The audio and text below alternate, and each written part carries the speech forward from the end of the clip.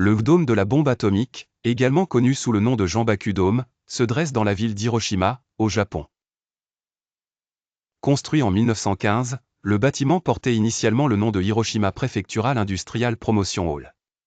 Dessiné par Jean Letzel, un architecte tchèque, cet édifice servait de centre d'exposition destiné à promouvoir les produits industriels locaux de la préfecture.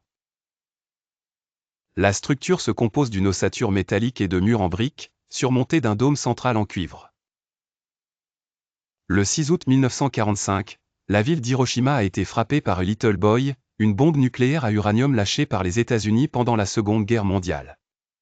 La bombe a explosé à environ 600 mètres d'altitude, libérant une puissance destructrice de 15 kilotonnes.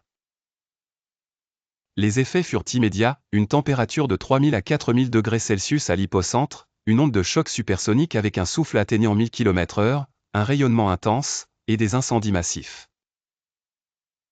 Curieusement, le dôme de la bombe atomique a résisté à cette apocalyptique explosion. Positionné presque directement sous le point d'impact, ses murs extérieurs ont absorbé la force de l'explosion en la maintenant vers le bas, contrairement à d'autres structures qui ont été soufflées latéralement. La charpente en acier du dôme, bien que déformée, est aussi restée en place. L'intérieur a été complètement détruit, mais l'ossature principale a survécu. Après la guerre, le destin des ruines a soulevé un dilemme, fallait-il détruire ou préserver ce qui restait du bâtiment? Grâce à des campagnes populaires dans les années 1960, le dôme a été préservé. En 1996, il a été inscrit au patrimoine mondial de l'UNESCO, devenant ainsi un symbole mondial de paix et de mémoire pour les victimes de la guerre nucléaire.